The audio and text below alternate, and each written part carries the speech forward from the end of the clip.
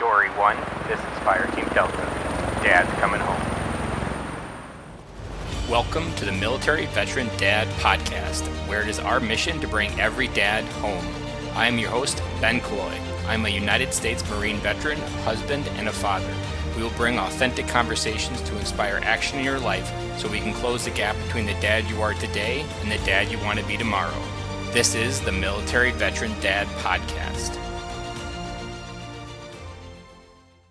Welcome back to another episode of the Military Veteran Dad, episode 33. Before we get started with this week's episode, I want to pause for a moment to say two names of two soldiers who won't be coming home. These soldiers died in Afghanistan on July 29th.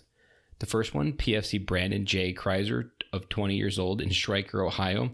He leaves behind his wife Grace and his unborn son Callum, who will never get to know what his father's love feels like.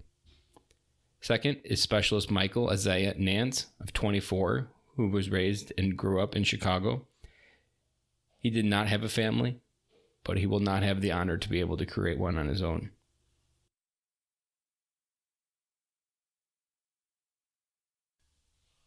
So often if we lost a friend overseas, that friend didn't come home, and it's a pain that we still feel every day. I didn't have anything close to losing a friend. I never even served in Iraq or Afghanistan. But the ones that did lose a friend, often on the podcast, we've talked about that, knowing that they died and that you could come home, let that sacrifice for maybe they don't get to hug their kids anymore. Let that sacrifice be a measurement of how high you set the bar for you to come home and be the father and the husband that you now have been given a gift of being able to do. PFC Brandon J. will never get to meet his unborn son, and his son will never get to know what his father's like.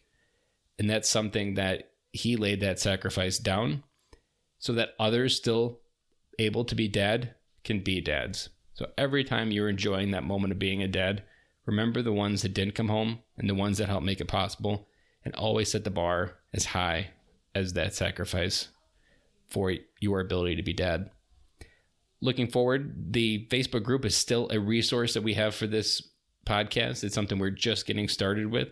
I've just started also blogging daily in that Facebook group. It's about 200, 300 words of what's going through my heart, my mind, and just generally what's my life like throughout that day. Sometimes it's all kind of all over the place, but it's daily. I call it the Dad Daily. So check that out in the Facebook group. There's a link in the show notes to join the Facebook group. I also want to just pause again and thank you, the listener, for showing up every week and listening to these episodes, because just this week with this episode, we have passed 3,000 listens since I launched on January 1st to bring every dad home. And that mission becomes stronger and stronger in my heart. It becomes more and more important. And as I grow an audience that enjoys this message, it feels even greater joy inside than I did when I first launched. So I want to thank you for showing up every week. And if you haven't left a review on iTunes, those reviews are the lifeblood of this new podcast and helps us reach more military veteran dads. And the mission will grow and grow with every review on iTunes. So if you haven't left a review, I would really appreciate it. Those reviews are the lifeblood of podcasts on iTunes. And without further ado, I want to jump right into this military transition episode. It's a great episode. We dive in a whole bunch of stuff. This is a very seasoned father. His kids are 15 and 10, and he just brings a perspective and a whole big pile of wisdom for dads like me on the younger side of kids' age, and just what life we have in store for us, but then also just laying down some yellow brick road for us to go walk on to make sure we get to the land of Oz that we're all looking for. So without further ado, jump into the episode with Matthew Lewis. Today's guest is one of the nation's leading experts in career transition for veterans and public service professionals. Matthew J. Lewis is a graduate of West Point and retired lieutenant colonel, having spent more than 25 years in uniform and 20 years in the corporate world. Today, he leads global strategy and transformation projects at Deloitte, the largest professional services firm in the world, and continues to serve several veteran collaboratives around the country. Matt is the author of Mission Transition, a practical guide for veterans in transition and their employers. He coaches individuals on their transition efforts and advises employers on hiring programs designed to successfully assimilate these valuable talent pools of veterans into their corporations. Matthew, welcome to the show today. Thanks so much, Ben. So glad to be here. Looking forward to the conversation.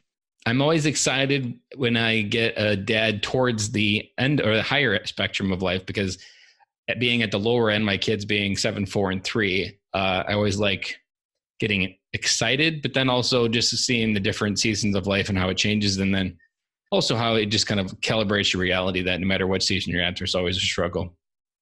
Yeah, well, first, that's a very kind way to put it. None of us are getting younger. And, I have 3 kids. We talked before we went live here. I have a 15-year-old boy and twin boys that are 10.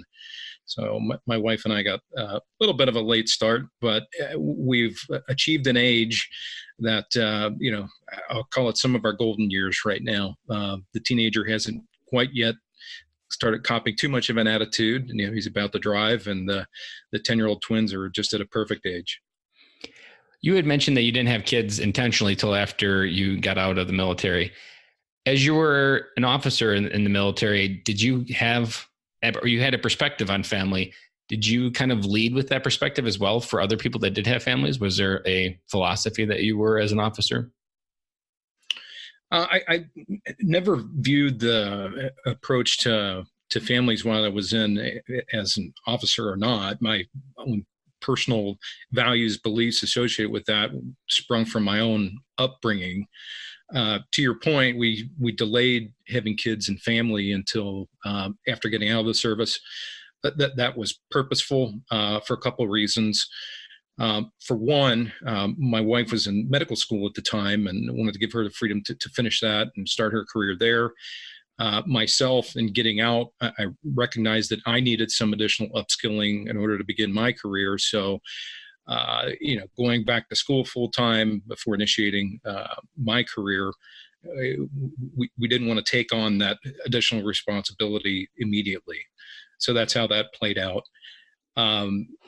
As it relates to other people in our unit that had families, I just viewed it as part of the extension of the unit. I'm an Army guy, and in Army units, leaders are taught to look out for the entirety of the unit, and that includes not only the soldiers that are assigned to your unit, but their extended families as well.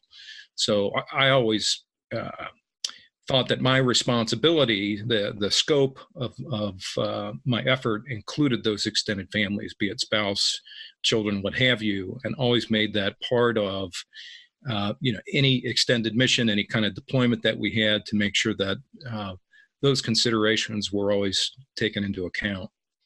I was actually talking to a couple different people, and both of them have been recruiters.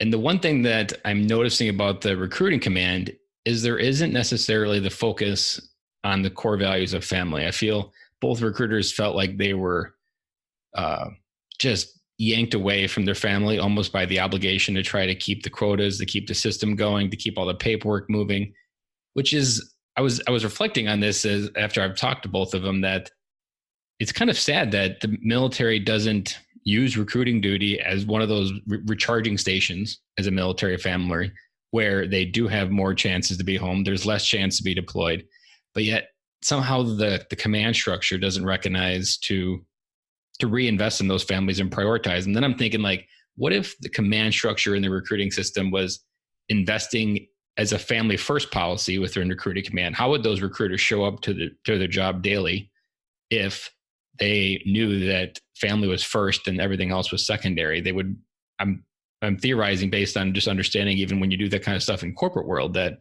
when they know you have your back and that family's first, they're going to give you even more because they know that you know what matters most. Yeah, you would think that they would. And I'm not intimate with how those assignments get allocated, but I would like to think that the service member has some say into where they're going to go to serve that recruiting duty. That may not be the case, but one would think if they had some say and could go to a place where it's going to better benefit their family, say a better support infrastructure with surrounding family members, that would be much more advantageous. I've been thinking about creating it as more of almost like a little bit of a campaign, or talking about a little bit more that, or maybe just challenging command officers that are currently serving to just recognize the role that they can play in changing the tide of military family structure and how military dads come home every day. Because I think sometimes we just get caught up in the sacrifice of your service. And I know in corporate worlds is the same thing, that you can just get these feelings like no matter what you gave during your day, it wasn't enough, and that there's always more work to do in the military. And I think that race can kind of condition you to keep going, especially the military, I feel like, because it's a noble sacrifice in everybody's mind. But officers have the ability to craft a different message and to help military fathers come home and recognize and remind them that you need to go home right now. I don't care what you're working on, but your family is more important. And I think that's something we could start saying more often and encourage. Yeah, well, it adds to the concept of good going around. If the military could do that and help those individuals be more present in the lives of their families, they would, in theory, show up better at work and be better recruiters and portray that better picture to those they're trying to recruit. Much as in what I'm doing with my first book and trying to help the military be better stewards of people matriculating from the service. If the service can do a better job of helping those individuals achieve full employment upon leaving the service, they're going to be more inclined to recommend the service as a way of life, and thus, recommend more recruitees to show up and be a member of the service. Good goes around. And I remember I didn't start a family. I wasn't even really dating when I was in the Marine Corps. And I just was witness to the toll that families were taking. And I just consciously knew that wasn't the way that I wanted to, kind of similar to yours, where there was just, it didn't feel right. And I feel like there's a missed opportunity for leadership to change the message of what is possible and what is not possible for life in the military. And generally we always hear the hardships, but I think leadership has the ability to focus on some of the positives and make those positives reasons to join, even if done correctly. I'm sure as you worked in your corporate career, it's the same. When you focus on what matters most to your employers or your employees, they're going to show up that much stronger. But if you treat them like a number, they're going to show up like a number. And often that's what we see in the military. Yeah, you make a good point, Ben. I got out quite some time ago, all the way back in 1996 when I left active duty. But what was going through my head at that point in time was recognition of the fact that if I did start having kids and a family in the military, that simply looking at some of the older officers and enlisted members in the ranks, they would be rotating to a new duty station every 3-4 years, whatever it was. And my wife and I decided we didn't want that. And that drove part of the rationale for leaving active duty in the first place. To your point, as it, segues to the corporate world, this kind of gets into some of my own personal story here, but, I've landed in through a couple of stints in the corporate world in professional services, which is where I've worked more 15 or more plus years since leaving corporate jobs in places like Procter & Gamble, General Electric. And professional services is one of those professions, kind of like sales, where the expectation is you spend an awful lot of time on the road. And, we had started having kids by then, had my oldest, and at a younger age, it was easier to be away. But as they got older and became more aware and conscious of things, it became more and more difficult. We can talk more about that, but I've struggled very much in the corporate world and in trying to be the husband and parent that I wanted to be. Oddly enough, I left the military to avoid that, but through professional choices, I ended up coming to those crossroads inevitably, and had to make decisions as a result. And you and your wife both were ambitious as well. So you also just have to balance that. It's not while you're out making money for the family, your wife is keeping the household under control. It's you both have ambitions and you're both out there chomping the bit and trying to make a career and at the same time balance it all and have kids that you recognize and they recognize you and they know to call you dad when you come home. And It's not easy. It's something I struggle with. My wife being a kindergarten teacher, and also me doing a podcast and having a full-time job and 3 kids, like that decision that you do every day to try to figure out where your time goes is one that doesn't get any easier. No, that's exactly right. I mean, the point would be whenever, wherever you decide to begin to have a family and have kids and bring them into the picture, the calculus changes. And whether that's in or outside of the military, at some point, those things, those priorities, the finite time you have in the course of a day is going to come into conflict. And it's only what your personal priorities are that are going to decide how you're going to allocate that time. That's why, it's important through this podcast in here that we remind people of what some of those foundational values are. So you had kids after coming home or after getting out of the military. When you hear the words "come home," what have those meant for you over the last 15 years of being a father? Yeah. So, I mean, for me, to draw a parallel, it's the same as it was in the military versus the corporate world. That what was different, to your point, is the presence of kids. And, I'd say I still practice that every time I literally come home, but as a term, to me, it's about being mentally and emotionally present and available to participate fully in the lives that you love the most. For me, that's my wife and my kids. And so there's the, actual physical presence of coming home, but being physically present doesn't necessarily mean being mentally and emotionally present and available to them. Early to be able in to my walk them through what they went through that day at school, maybe. It takes emotional presence to be there to walk them through. That's right. To actively listen and to just settle and to make the conscious decision to make family the priority and not work the priority. And normally for me, that's, I have a plane ride that buffers my work from wherever that is in the country to where I'm actually home. That's when I can take some time to flip that switch, if you will, and begin to focus so that by the time I actually walk through the door, I can actively listen and participate. When the kids were younger, that involved more things like, taking over for my wife and the chores associated with the kids. These days, it's more of getting involved with the kids and their homework and their sports teams and whatever they see going on as a priority. So things evolve, and the activities you're involved with will evolve, but taking the time and making a conscious decision to be present is what it's all about. What were those things that your kids always wanted you to do when you walked through the door? We always remind dads that kids spell love TIME. What were the things they always wanted your time for? Yeah, you call these things time bombs. And it's a number of things that we do.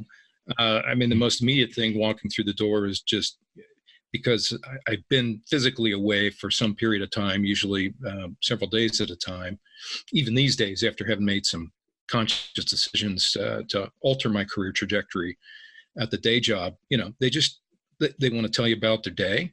They want to tell you about whatever games they were playing. They want you to participate in what they're doing, whether that's part of homework, playing some games, puzzles.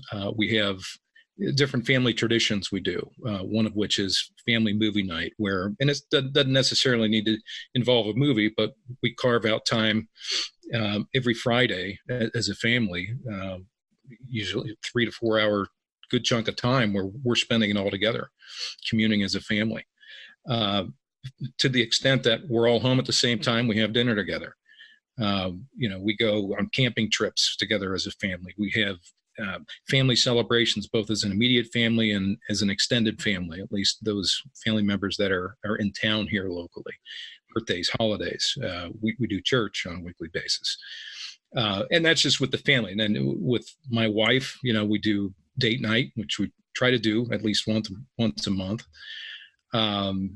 My wife and I are very involved with the kids. Me tends to be more through sports coaching, some of the various teams. My wife is involved in school committees and other kind of volunteer work. But all of it, to the point, adds up to spending time and being present and contributing to the kids, helping them feel that they have this warm, caring, encouraging atmosphere within which they can thrive. I've heard stories where dads, it was literally at their high school graduation, they had an awakening moment that all of the 18 years of their son's life, they just wanted their time. And they never really realized that providing wasn't enough for them. And he was always attached to work, and he didn't realize it till the very last story of a kid's high school life and child life is over. And it's not easy. And I think we just have to continue to be aware of it and continue to what you said, carve out time, make it a priority, and just recognize what you also brought up there with your wife, that I often say, like, it's so easy, especially I think something about our society today, it gives us permission to just put everything into our kids. But then at that same time, our kids are guaranteed to betray us. Hopefully they don't fail to launch and end up in our basement, but they're going to leave us. And at the end of that, you're going to have the person that you originally committed your life with. And it's very easy to get the priority switch, but I've always tried to commit that my wife is number one and the kids are second. And I've always wanted to try to make my wife feel that I love my kids and I'll do anything for them. But my wife at the end of the day is what's going to take the higher priority of trying to make sure that she has what she needs and before the kids have what they need. Yeah. I don't know if you've ever read Steven Covey's 7 Habits of Highly Effective Families, but I haven't read I didn't know there was a family version. Yeah. So there's a great quote in there. It says one of the most important things you can do for your kids is to love your spouse. And I really buy that and buy into that. I'll say that I'm far from perfect. Our marriage is far from perfect. I'm always striving, always trying to practice and get better. But I'm totally aligned with you and on those lines. As you have 3 boys, right? I do. Yeah. So here we'll dive into something that's probably the most scariest thing. You're not going to believe what the scariest thing for fatherhood for me is, but it's sports.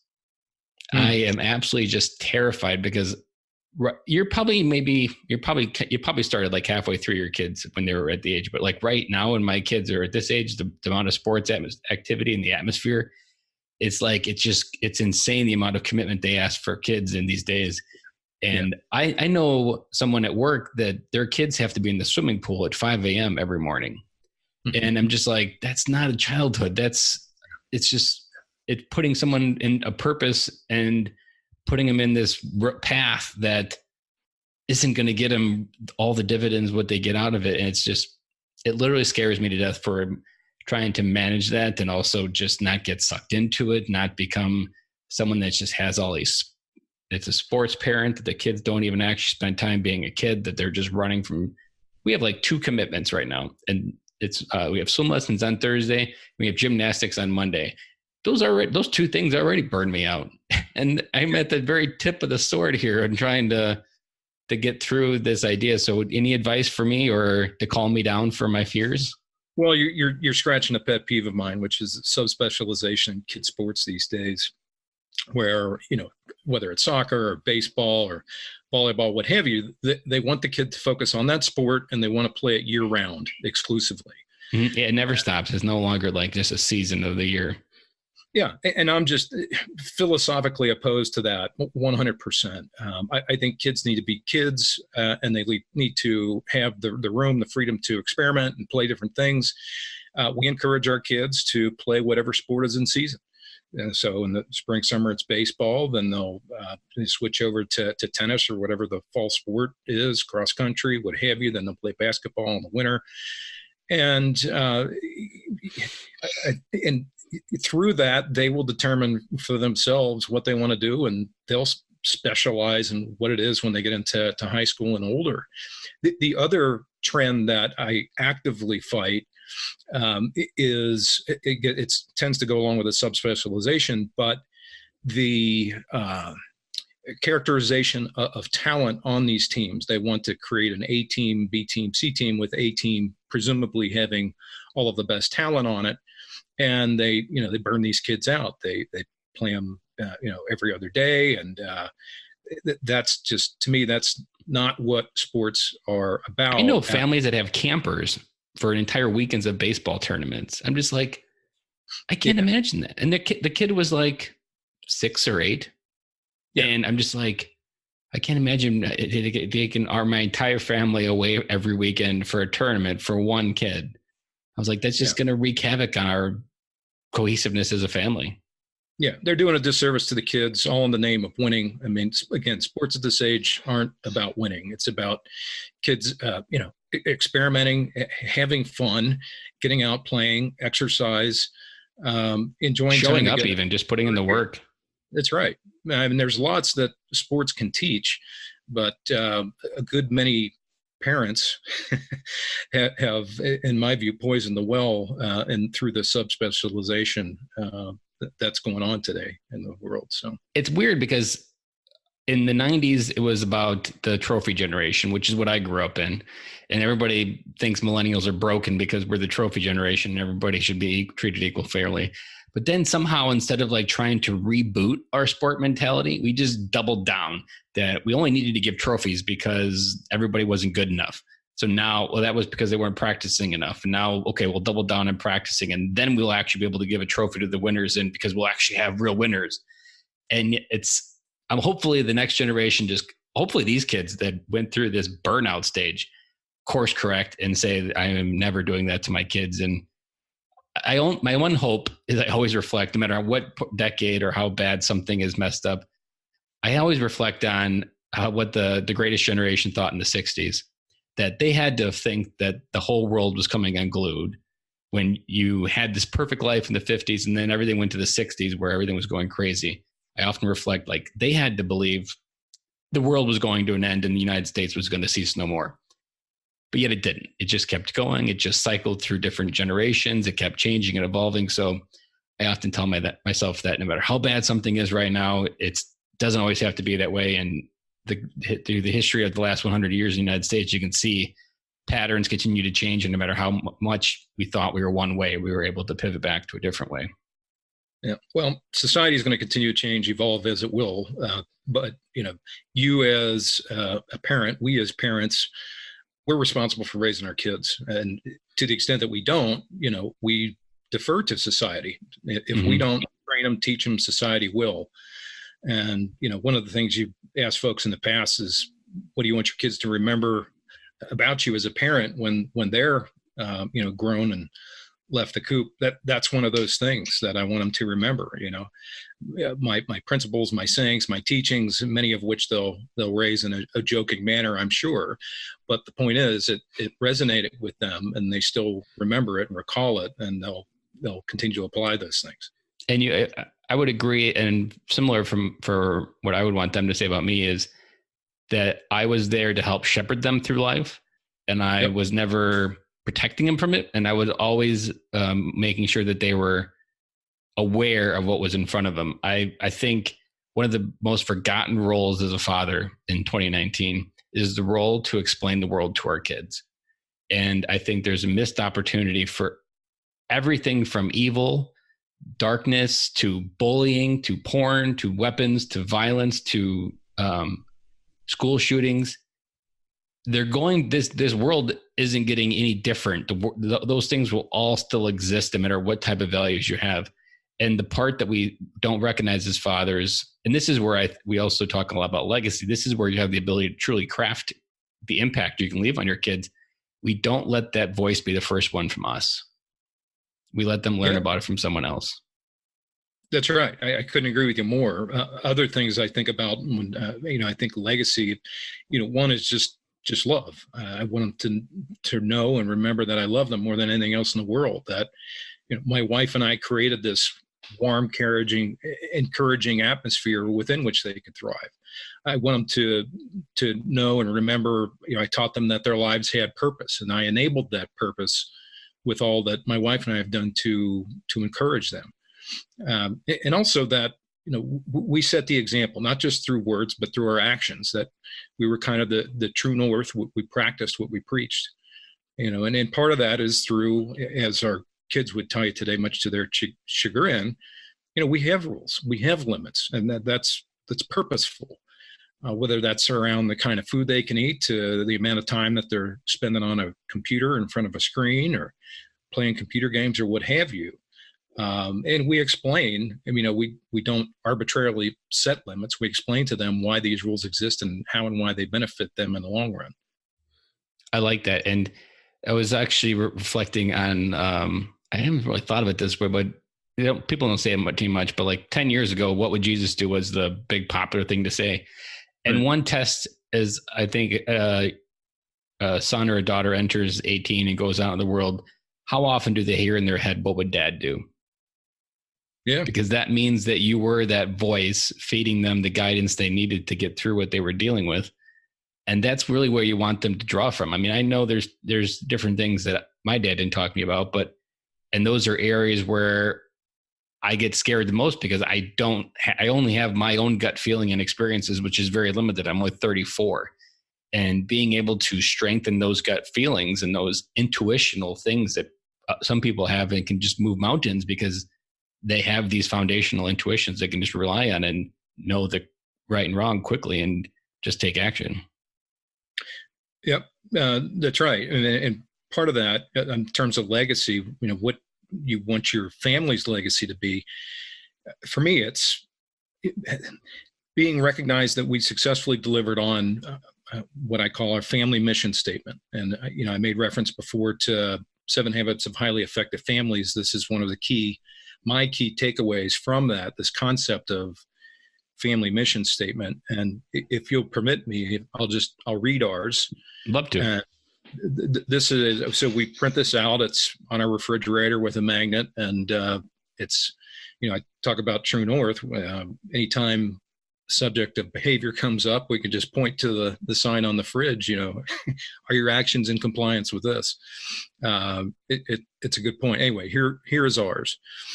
Our home will be a fun, welcoming, energetic environment that encourages and enables loving, supporting relationships among family members. We will help each other use our God-given talents to their fullest and best purpose. We will encourage healthy living and habits and treat each other kindly and with respect. So that's what we came up with. The kids added one little addendum, which is we will always flush the toilet. The kids added that, or your wife added that? The kids added that. Interesting. Yeah. I'm surprised with your wife living in a full house full of boys, it's not something like you will lift the toilet seat. Yeah. Yeah.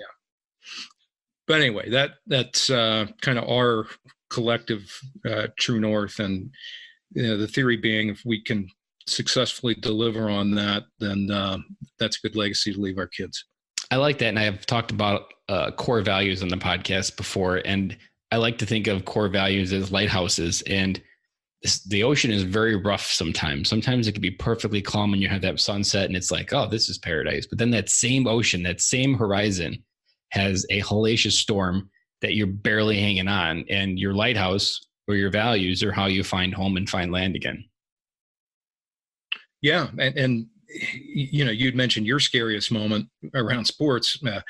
My scariest moment as a dad, where I kind of had to ponder those core values, is the shift in mindset I had to make in thinking that work was non-negotiable and shifting that to being family being non-negotiable. And that took some doing, and it did not come naturally.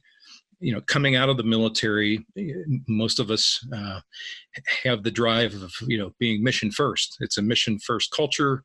It's a mission first environment. When I left the military, we didn't have kids. And so that attitude naturally flowed over into my civilian work.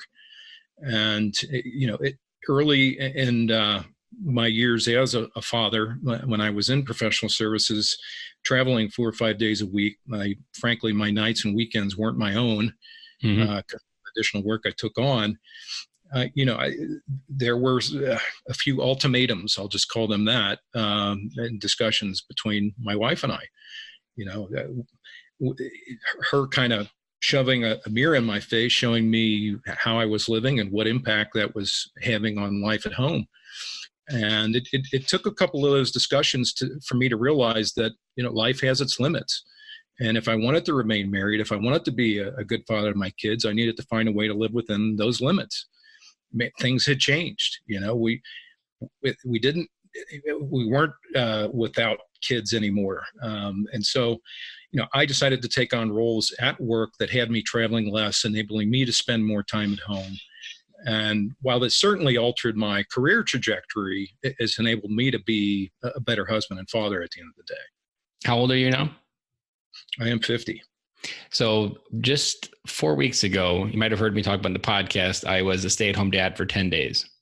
Yep. And I took vacation, and my wife was in China, and I was there. And I kept thinking towards the end of it, I was like, 5 years from the age, I was thinking 55, that, and probably through every year till that age, I will always reflect on those 10 days as the right choice, no matter the pile of emails that I had waiting for me when I got back, that those 10 days will be a highlight reel. And hopefully I'll have more highlight reels to pull back from. But I know that first 10 days was like the catechism that made me re-anchor my life and prioritize on where life was supposed to go for me. And it's going to be something that I always reflect on as a very highlighted point in my life. And I like what you were saying also, where you recognize those ultimatums were in place. And share a little story. Before this podcast, and my very first idea for a side hustle was a coaching business.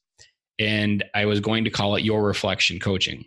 I had a logo figured out. It only lasted maybe 3 weeks. And then the veteran idea came into my head. But it was born out of a guy yelling on the phone to his wife at work, just ferocious. And he didn't really care that people could hear. He was just they were going at it. And it was about laundry. And we would actually have this joke about Laundrygate. And because it was like, there was just clothes piling up, and it was kind of this, like, I'm not going to budge, you're not going to budge. And he would be wearing the same clothes every day. And I was just thinking to myself, I was like, he doesn't realize that as she's reflecting back, but yelling at him, it's just a reflection of what he's putting out into the world. And she's just mirroring it back. And it really was like one of my very first colloquialisms that I started pulling back, that in so many ways, how the world comes back to us is really just a reflection of what we put into it. So if you put it little into your marriage, you're going to reflect back a soulless marriage. And in the military, this is where I'm positive so many active duty members get messed up, where we contribute our life to almost as a credit card, and that because our service is noble, and because everybody acknowledges you're doing something worthy of a sacrifice. But at the end of the day, it's really not worthy of your family sacrifice whenever possible. And you essentially bankrupt your marriage because you borrow from so much time and don't really realize that you can't just be a provider. There has to be a three-legged stool of provide, protect, and preside, and to be there with our family. That's great perspective. The only other wrinkle I might add to that is, how that potentially shifts over time. And again, I'll make reference to my own personal story. When I got out, my goals were, well, I was simply at a different station in life. On the one hand, you could consider point of view more selfish, self-centered, but the fact of the matter is I was focused on my own personal growth, going back to school, increasing skills, starting a career, my wife doing the same for herself. When kids came in, that completely altered our priorities. Some would say radically. We're responsible for so much more today, certainly, than when I got out. Life and what it all entails has expanded tremendously. And I think as the kids get older, it just continues to do so. When I first got out, we weren't integrated in our community at all. Today, we're integrated, not just within and among the family, but within the community, broadly speaking, and not just the neighborhood, but, all other facets of the community, whether it's sports teams or, parish church community, what have you. We're approaching a station in our life where it's becoming more important or more core to who we are to give back and to contribute, not just to the immediate family, but to the broader surrounding community, which is in part has led me in my personal mission, my side hustle, and writing book, helping veterans. And the second book I have in draft now around helping employers to hire veterans. So there's a lot that we're doing and staying very active. We're still finding it difficult to make time with all of these evolving priorities. Again, the upshot, the point would be that priorities change over time and expand somewhat as time goes along in your various stations in life. There is a guest on the podcast, Nick Maytash. He gave me a gift last fall when he was talking in a Facebook Live, and he was talking about the seasons changing, and he related that to life. And I have, being ambitious and I've never had a lack of ideas. I can tell you I have probably 100 ideas a day. It's overwhelming. And it's just like, I want to do them all. They're all great. And it's just this giant squirrel fest of chasing squirrels around the yard almost in my head. And that question gave me permission to say, yeah, that's a good idea, but that's not this seasons of life. That's a different season of life. And one of them is air travel. I absolutely love planes. I love anything related to planes. I love international travel. I enjoy traveling for work because I like experiencing different things. And I was really struggling with this. Like, I want to do this more now. But at the same time, I was like, I want to be a dad. And then I was like, well, planes aren't going anywhere. I can just enjoy that love of planes even more in a different season of life when my kids don't want to spend time with me. And it's just not something, it allows you just to separate in a timeline of your ambitions almost. And even public speaking, I want to be a paid public speaker in the future, but that's not something that I'm willing to fully dive into right now. And because it involves travel and being away. And I've just said that's a different season of life. And I'm preparing myself for that life now through going to Toastmasters. But at the same time, it's not something that I'm doubling down on and signing up for paid speaking gigs. It's just something that I'm preparing myself for that different season. Well, I commend you for your focus on your priorities. As a million miler and a lifetime titanium member at Marriott, I can tell you it quickly gets old and doesn't necessarily help out with things on the home front. You mean the Capital One commercials aren't true? Well, you can spend all kind of money on all kind of things, but that doesn't necessarily fix things at home. Correct. You can have 1,000 points on your credit card, but you can't cash them in for love from your wife. That's right. You got it. Because they got to have time. They don't need money. Yep. Precisely. Where were you at in your life or what was it like when you first had the idea to write your book? Was it someone that kind of breathed life into you to write it? Or was it just kind of, you woke up one day and you're like, I'm going to write a book? So here's the story on this. I got out, I mentioned the year, which obviously makes me, to some of your listeners, an old guy. I left active duty in 96, which seems like a long time ago. In my mind, it was just yesterday. The Army at that point in time had a course called Army Career Alumni Program. It was in its infancy. It was administered within the last week on active duty. It was really just a check the box exercise. You're doing a million other things trying to out process, and really took away nothing, did little to help me and all veterans of my generation to transition to a life of full employment and a career of my choosing. Sounds like a modern day TAP course. Yeah, it was a nuisance. So fast forward 20 years, and now I have, buddies, classmates that have devoted they and their families' entire lives in service to the country, have rotated every 3-4 years, have been deployed countless times, been through the ringer, again, on behalf of the nation, and come to find in helping some of these people cross the transtherm from the service to the real world that, frankly, the support provided them, while there's been lots of investment in it, the upshot is it still hasn't done much in terms of they and their family fulfillment and finding a full employment and career of their choosing. And having spent, those 20 plus years helping people on an individual basis, I finally got upset enough to do something about it. You were sick and tired of being sick and tired of the system not working. Yeah, I'd gotten consistent feedback over the years from people I'd helped on an individual basis. One, just a message of gratitude. Thank you for helping. The second part of that was always, you really ought to find a way to scale this. There's a lot of people, rotating out. The figures are approaching 200,000 a year.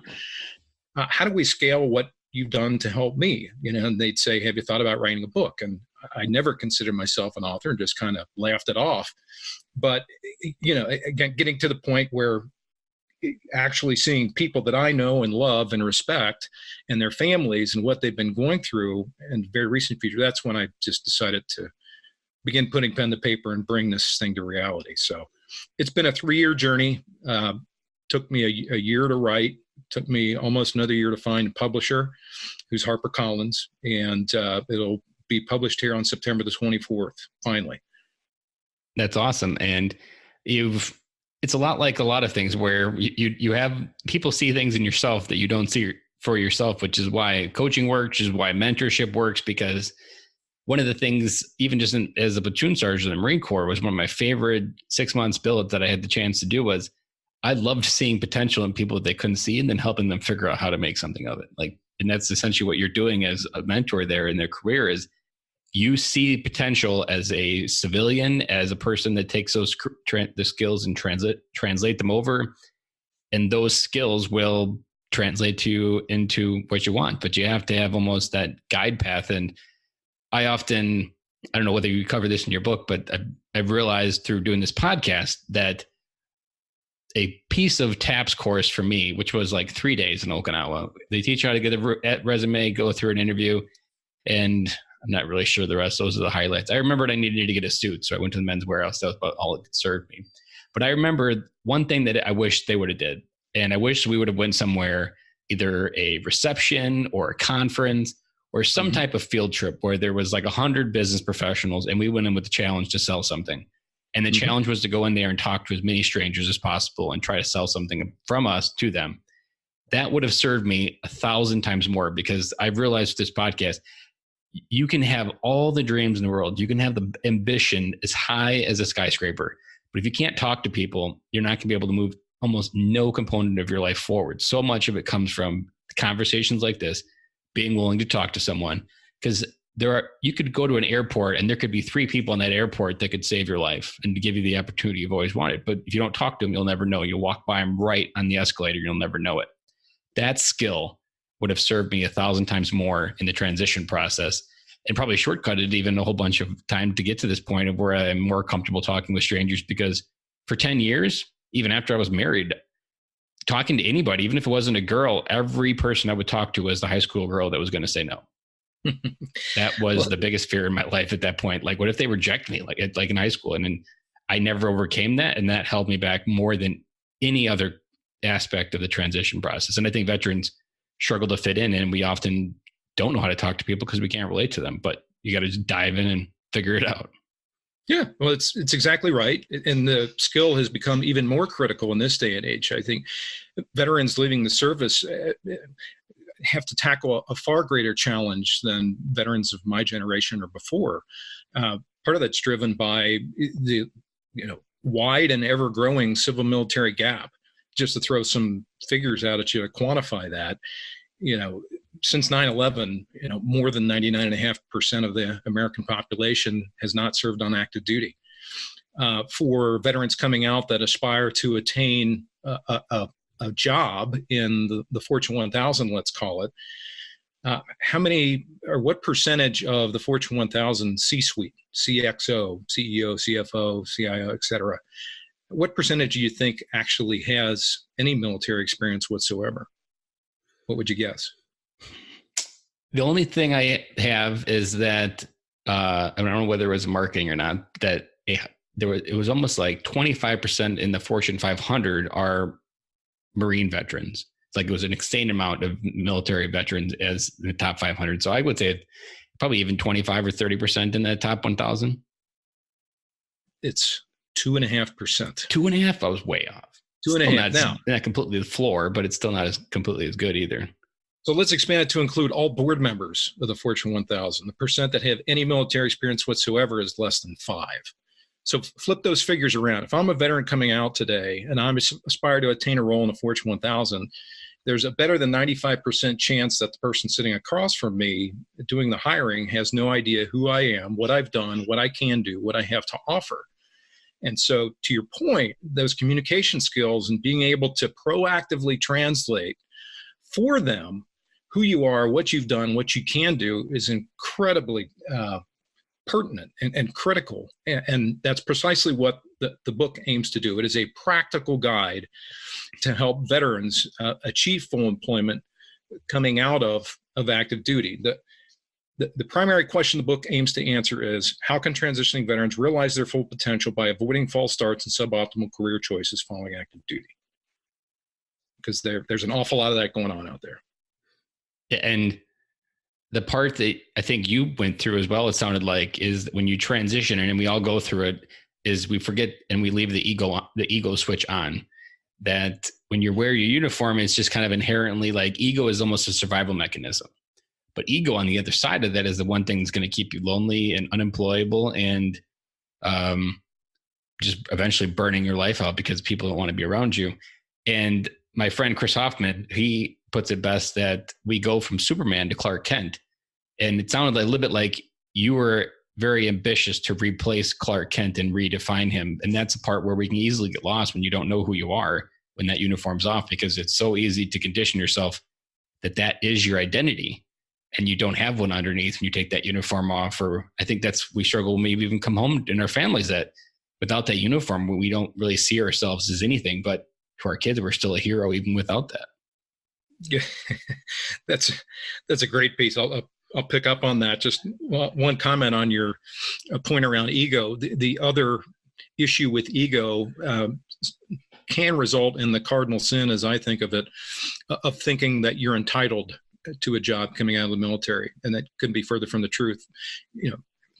Again, reflect on the statistics that I related. None of those people, for the most part, are going to be handing you anything because they have no idea who you are, what you can do. And you showing up with an attitude that you deserve something from the get-go without having proven yourself or demonstrating what you can do, that's not going to result in success. To your point around Superman, I tend to think the same way. I mean, one thing I would relate to the military veteran dads out there, you're always going to be Superman to your kids. They're always going to think that you hang the moon. So don't let your transition from the military, where you do become Clark Kent, get into your head. Learn to wear the new suit, the new uniform, perfect that new way of being with the confidence that your kids are going to be there with you as long as you continue to spend time and be present and available for them. That transition in becoming Clark Kent is just something you need to sort through, and something that my book walks you through in very field manual-like manner. Step 1, 2, 3, crawl, walk, run, just as you experienced in the military. I was also reflecting on an emotion that I've suffered with and still suffer on some days, is being a person of value. That I think when you don't feel accepted, or maybe when you're struggling, your self-worth and value can go through the floor, especially even when you come home, like you just feel like you're just not enough to cross any finish line. And like, why should I come home and just be reminded of that? Was that anything that you can relate to?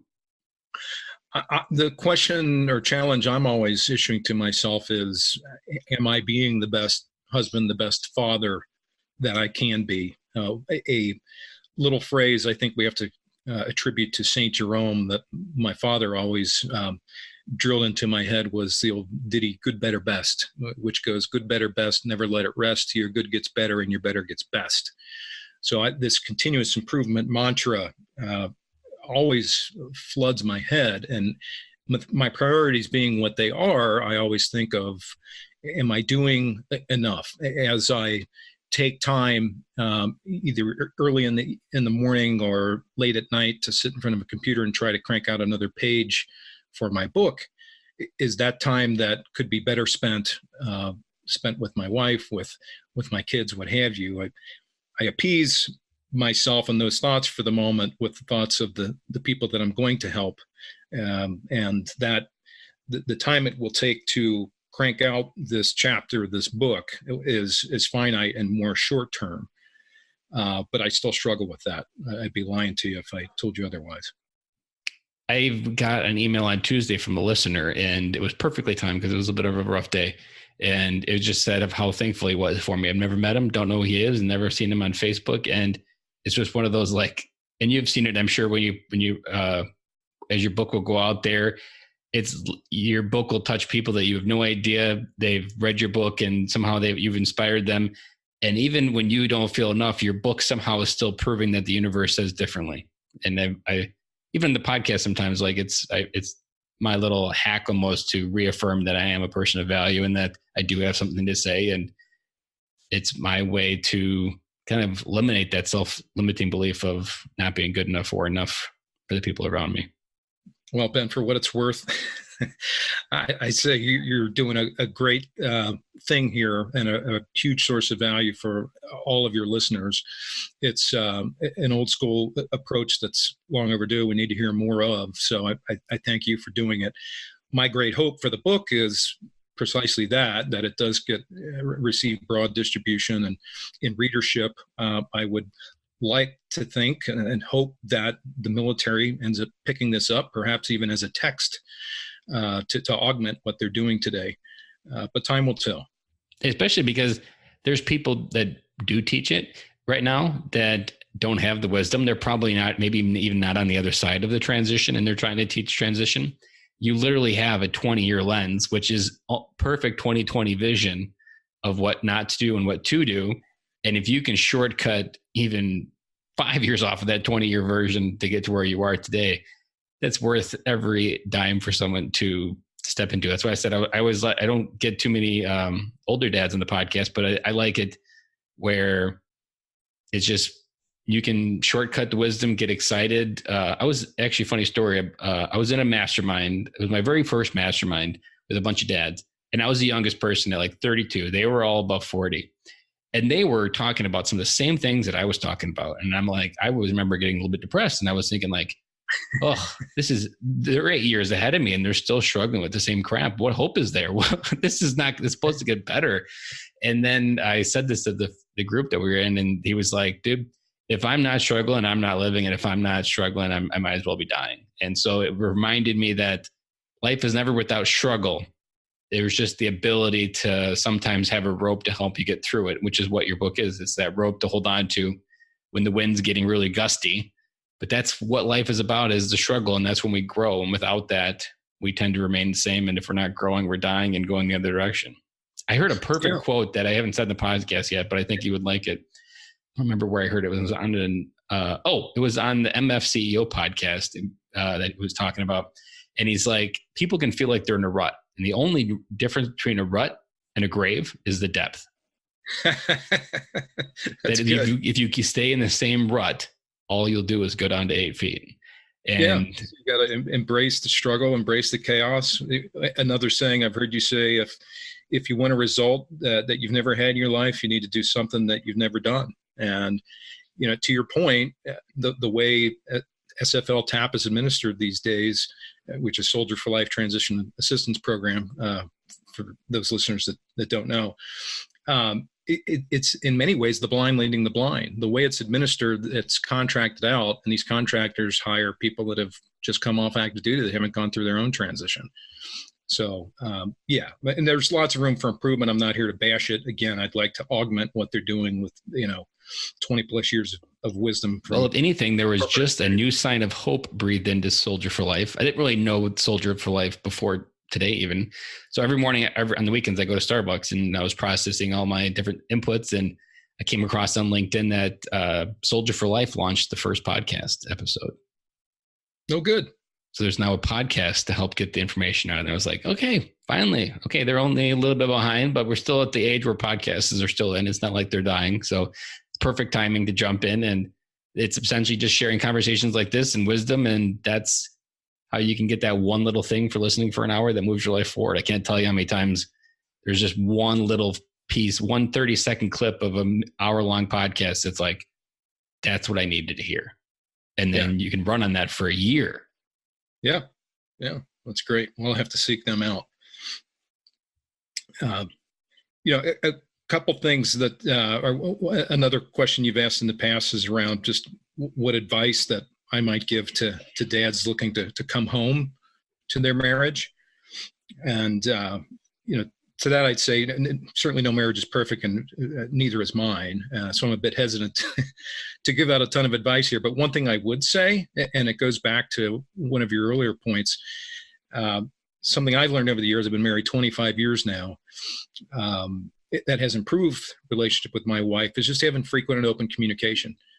And it doesn't need to be, very deep, involved conversations, just regular check-ins. And much as, spending time with kids, there's time with your wife as well. And to your earlier point about making that priority one, for us, it's as simple as things as synchronizing calendars, weekend schedules, coordinating logistics on who's taking which kid to which activity and when, making sure that we're aligned on topics that we're discussing with the kids and what the philosophical bases are. Any marriage, any family takes teamwork, especially at the parental level, and successful teams require communication. And my wife would tell you, would add that active listening is a critical part of that as well. Without feedback. And Right. I would put the cherry on top for that is don't provide opinions, provide validation. That's something else I still struggle with, but I know oftentimes people just giving the gift of validation and understanding that they have a right to feel how they feel can just be the gift and permission to move past whatever they're feeling. Yeah, that's right. As part of our check-ins, that's something that we always touch on as well. That's right. So as we wrap up today's interview, the final question, what advice would you want to leave out there for military veteran dads, either active or veteran? Well, I've dispensed a few different things here. I guess the last thing I would leave you with is, by virtue of this podcast and all of the episodes you've heard, you're not alone. You're not the first person to go through this, and you certainly won't be the last. And you have a tribe of brothers and sisters, both outside the military and still inside the military, that are standing ready to support you in whatever those issues are. My encouragement would be, to the extent you need help, reach out and get help, because people are going to be ready, willing, and able to deliver on it. To just sit there and stew in it doesn't help you, doesn't help your family. And normally that's when things go south, either from a personal health standpoint or from a familial health standpoint. So take advantage of us, pull that string, and your fellow tribal veterans won't fail you. And you probably heard it on me say it before, is that we weren't meant to do life alone. We were meant to share the load, and we're not meant to lift everything that life gives us. There you go. One other thing I would add, other than the 7 Habits of Finally Effective Families that I mentioned, one other book I would recommend is it's called Choosing to Cheat. It's by Andy Stanley, which kind of somewhat oxymoronic. It's all about deciding and understanding how not to cheat on your family. For me personally, it helped reinforce my learning about family being non-negotiable versus work being non-negotiable. Fact of life is, work is always going to come into conflict with family life at some point, and it kind of helps you work through the thinking on how to successfully decide what those priorities are and what the outcome should be.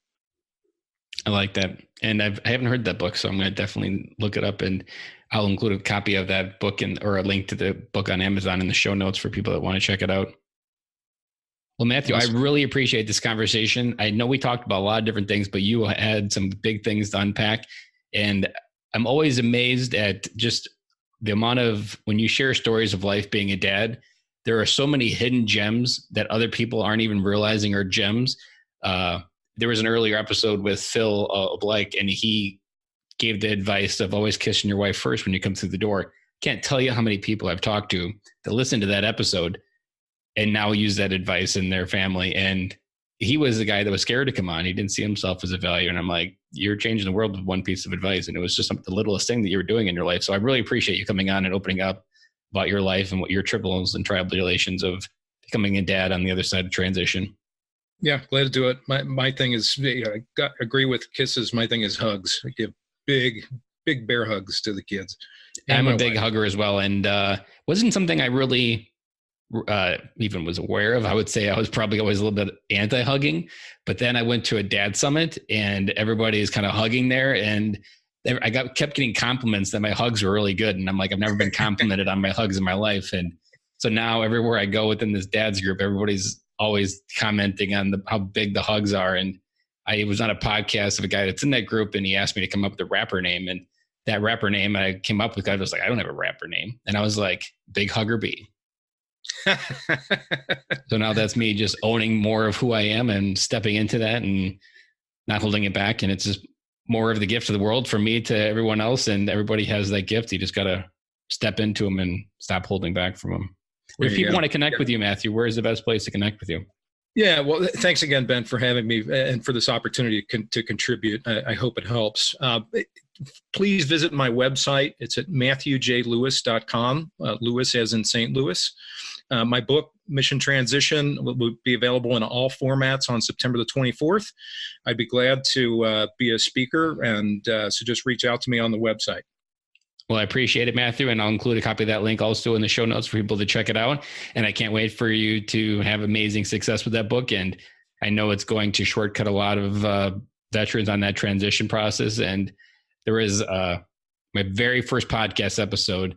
I'm going to mispronounce his name.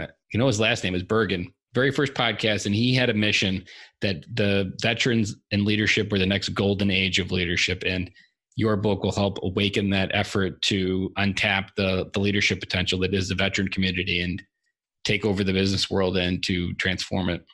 I certainly hope so. That's its purpose. Well, thank you very much, and you have a good day. Thank you, Ben. You as well. That's a wrap. And thank you for listening to today's show, and I really hope you enjoyed it. The lifeblood of any new podcast are the reviews. If you haven't reviewed the podcast yet on iTunes, I would really appreciate it, and you will help us get the message out to even more military veteran dads. As John Maxwell says, if there is hope in the future, there is power in the present. Dads, it's time to come home.